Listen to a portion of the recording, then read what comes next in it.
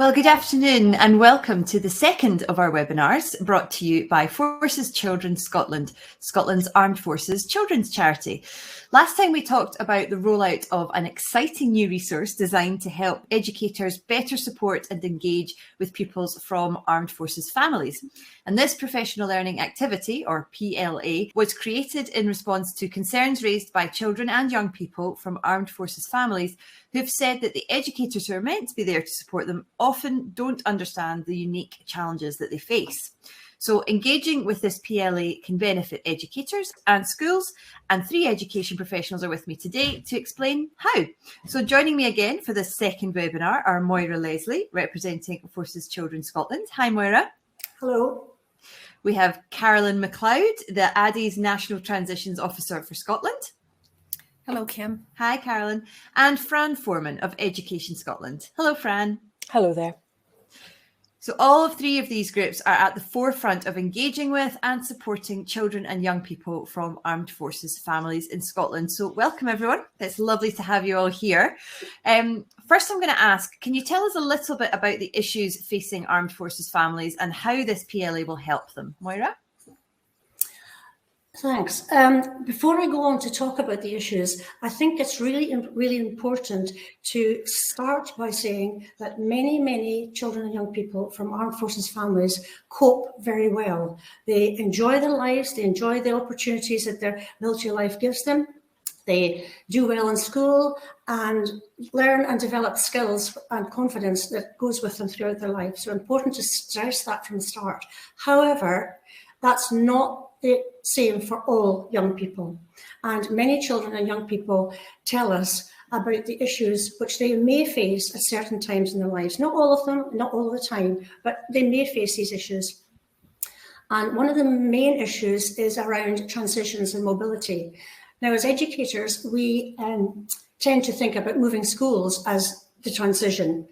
And in fact, if you think about it, moving school involves multiple transitions, moving house, moving community, moving after school activities, moving clubs, moving away from friends. So there's multiple transitions involved in moving schools. And that can be a big issue for some young people. Separation and managing their emotions during periods of separation from a loved one is another issue which they very often raise. And the separations when a parent or a loved one is away from home, it could be for days, could be for weeks, or in some cases for many months with little or no communication. So that is a big issue as well. And another issue is identity and belonging, because many of these children do not know how to answer the question, where are you from? Because their identity and belonging are tied up with being part of the military community, and they find it difficult to separate out their personal identity and to talk about their personal identity without talking about belonging to the military community. Now, it's important for these children and young people to self-identify to educators and others who are there to support them, because if they identify and if these issues become overwhelming challenges for them, then if adults know about the issues and understand the issues, then they can put the appropriate supports in place. This PLA will, we believe, not only raise awareness of the issues, but more importantly, help educators and other adults whose role it is to support the children and young people gain a better understanding of the issues and how to support. That's a really good point. And Fran, I'd like to pick that up. What are the benefits to the educators themselves of engaging with this PLA? Well, obviously, it will deepen their own professional knowledge and understanding of the experiences that families and children and young people who are from armed forces families experience, as Moira said, as they transition in and out of our schools in Scotland. But on a professional level, in terms of their sort of professional standards, the GTC Scotland, which is the organisation that registers teachers in Scotland, this PLA has been specifically designed to match in with the professional standards. So if a GTC registered person wanted to match, through their annual review, sometimes it's called a PRD, sometimes it's called an ERD, this would be a really good way to tap into that.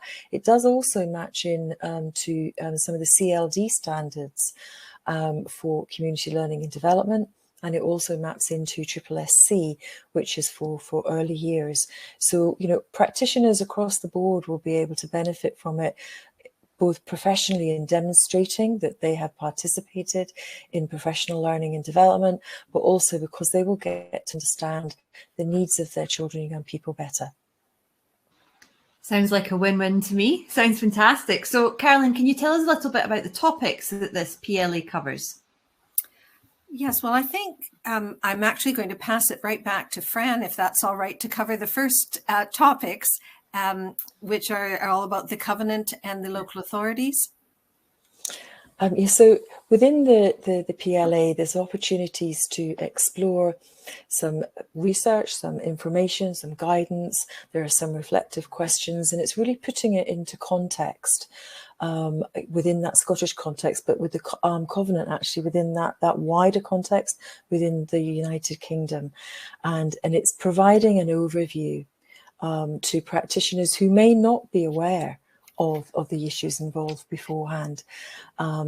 We have children from armed forces families across Scotland in all of our schools, and as Moira had highlighted, if their families don't declare, if the children don't highlight it, some practitioners may not know actually that they've got children and young people from armed forces families. So the PLA is structured in such a way that as they progress through it, they'll learn a little bit about each section in more detail.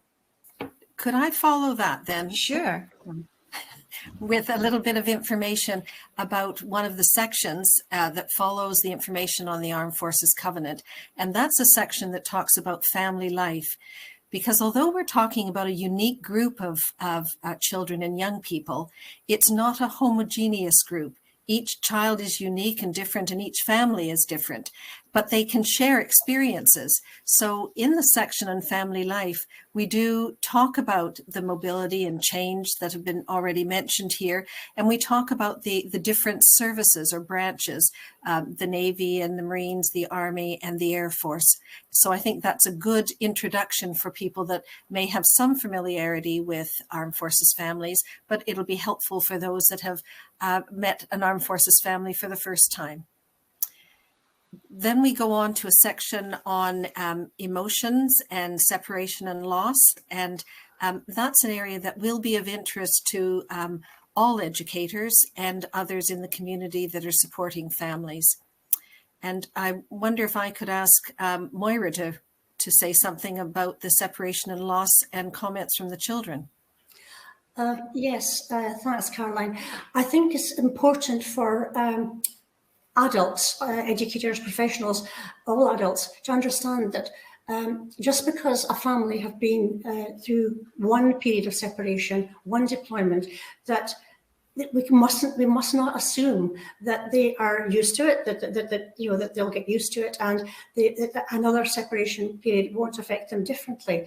And children and young people tell us that the separations that they're now experiencing, called weekending, where a parent or parents are away from home for a few days and are back at the weekend, can be more challenging for them and more emotionally challenging for them than the longer periods of separation. So I think we, as adults, we mustn't assume that they get used to separations. Mm-hmm. I think I could echo that, certainly that each deployment or separation is very different. And as a family unit, it's very different because your children may be different ages and may be dealing with other things. You may find yourself in a community that's new to you, where family members are living at quite a distance, so you don't have the support that might have been available previously. And I think that an added complexity is that there isn't always contact with the person who's away. So that communication and that family support is not always there. And that can be a real challenge for all the family members. In addition to that, Fran talked about transitions and education transitions, moving schools, moving to a new house, a new community. And we do ask in Scotland that Armed Forces families identify themselves to their child's school. And that's because if we understand the life experience and can begin a conversation with the family, that will help us to get to know the child much better.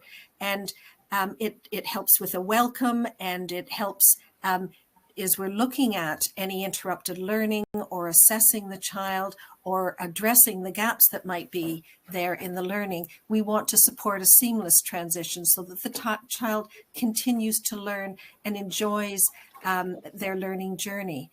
It's also important if a child has any particular learning needs, and we need to know that as soon as possible.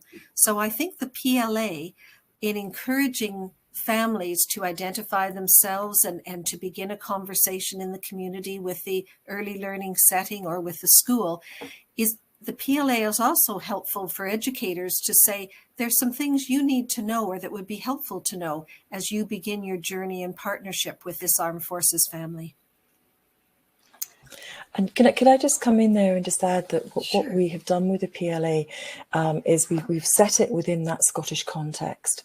And it is important for the families, the children, young people themselves, because their voice is hugely important, and for practitioners to know that within our legislative context within education, you know, we have what's called the Additional Support for Learning Act. And actually children within the armed forces could well be covered by that, and we do list it. So it is an entitlement that children and young people have, that their needs are met when they're transitioning into our schools, that they're met while they're in our schools, and they're met while in advance of leaving our schools. I mean, that's set within legislation. So we've tried to bring all of this together to highlight to practitioners where to get additional information on this as well. Great. And I imagine that there's benefits for the whole school community as well, and it brings awareness to everybody. Is that the case, Carolyn? Absolutely. I'm glad you pointed that out, because a family that moves into the community will depend on those families who are stationary, that have been there for some time.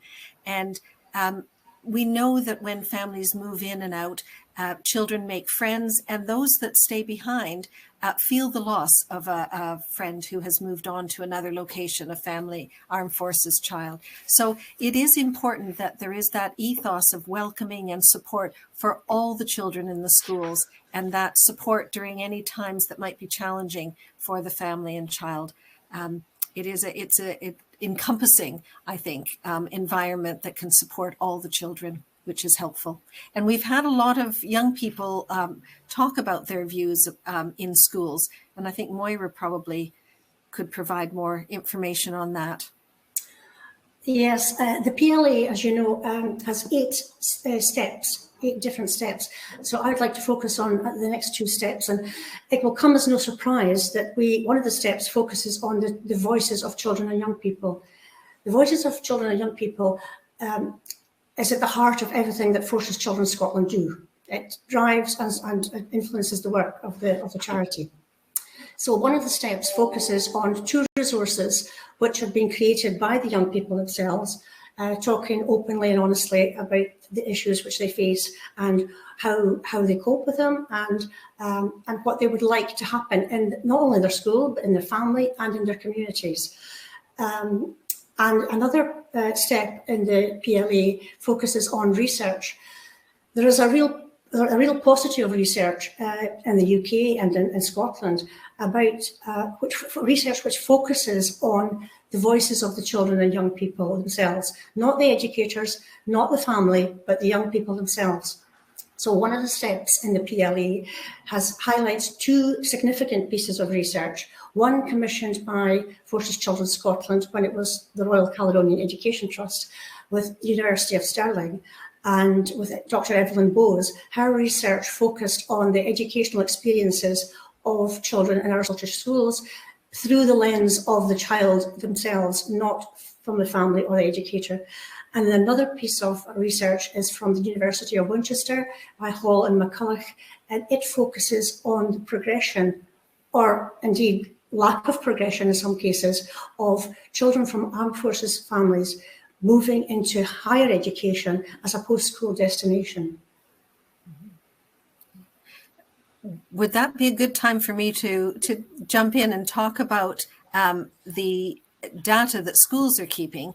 It is similar to research in that there is information on children that all schools look at to monitor how well a child is progressing, how they're managing the work that they're doing in the class, in the school. And in Scotland, that data and information is kept in an information system that we have.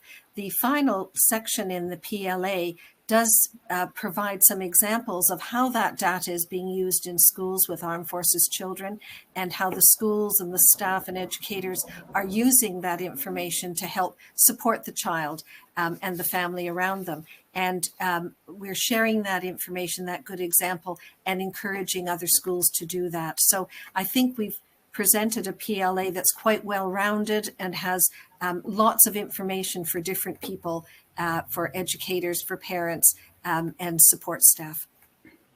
Fantastic. And it isn't just for teachers either, is it? It's accessible to people who aren't just teachers. So who else do you recommend it would work well for? Well, the PLA will be housed within GLOW, but as you mentioned, not everybody will access GLOW. That's our Scottish intranet for education. So it will also be available on Caroline's website and also on the Forces Children Scotland website. It'll look slightly different, but the content will be the same. So it will be accessible without having to use a password to access it. And so Caroline's website is Forces Children Education. May I just say here that educators are only one group of adults and professionals who are there to support children and young people.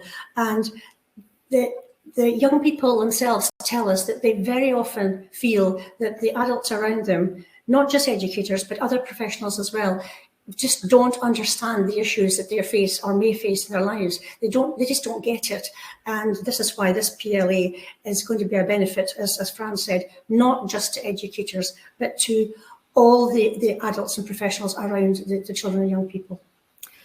I think I can add to that, if that's all right, Kim, to what Moira said, and that is that I think the PLA will be of value to parents, because parents are encouraged in Scotland to be partners in their child's education. And that begins in the early years and works right through the school years. And I think that if parents are interested and have an opportunity to look at the PLA on any of the websites, then I think there could be some ideas and suggestions that they might like to share with the school that their child's attending, or share with other parents, and that might be really helpful too.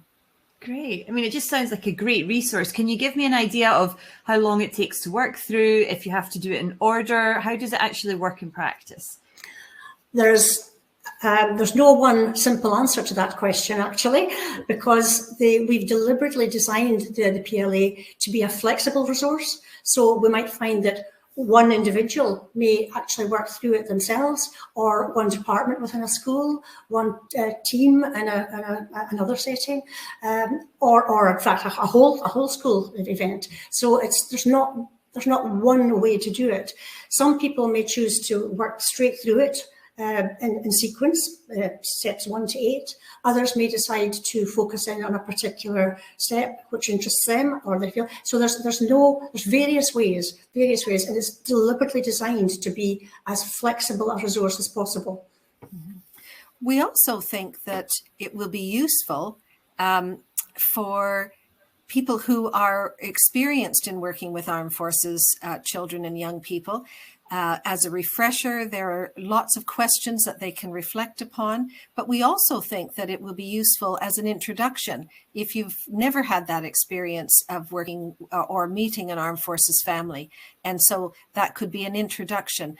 We know that that staff members change in schools, in organizations. And so this is a tool that we think will be useful over the years for new staff that arrive, that are engaging with families and children and young people.